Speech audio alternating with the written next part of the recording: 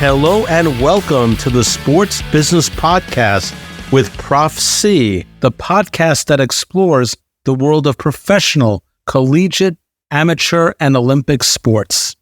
I'm Mark Conrad, or Prof. C, from Fordham University's Gabelli School of Business, where I serve as Professor of Law and Ethics and the Director of the Sports Business Initiative. Contract law discussions make up a large component of my sports law classes. I love to give examples of player contracts, coaches' contracts, endorsement contracts, and stadium or arena licenses, to name some examples.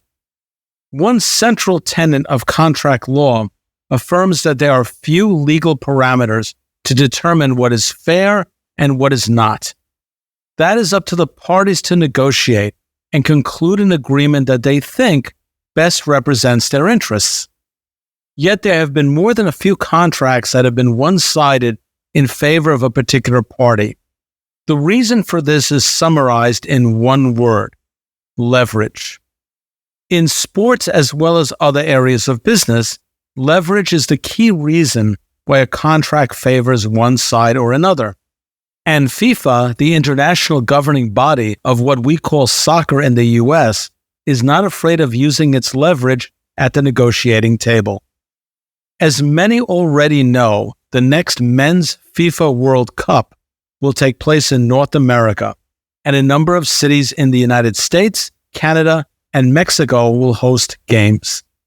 The championship games location is MetLife Stadium in New Jersey, meaning that the New York-New Jersey market will have the honor of hosting the final match, watched by billions around the world and probably 70,000 lucky fans who can obtain tickets.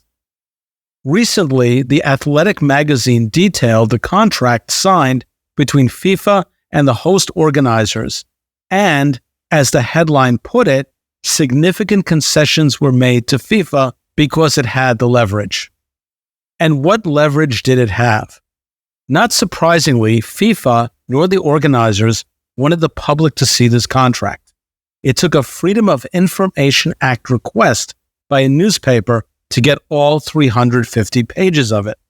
I've not been able to see it, so I am taking the information from the article, which admittedly is secondhand. But nothing prevents me from believing what has been written.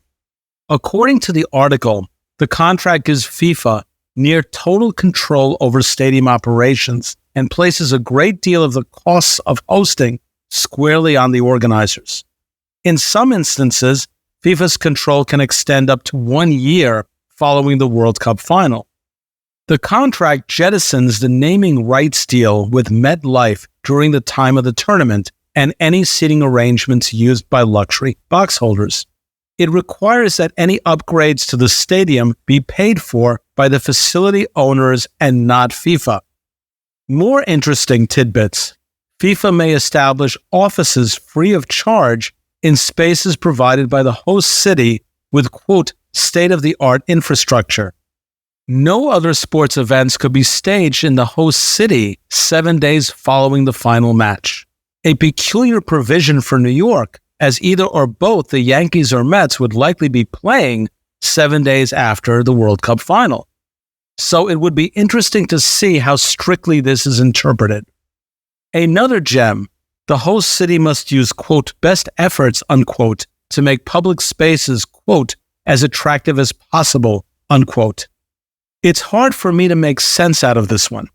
The New York, Northern New Jersey area has many advantages, but beauty of public spaces is not exactly a category that would rank that high.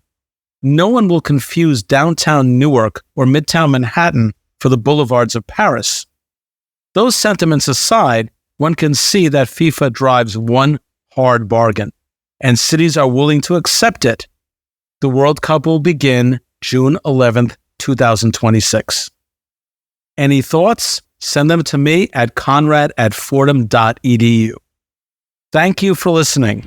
Until next time, this is Prof. C for the Gabelli Sports Business Initiative.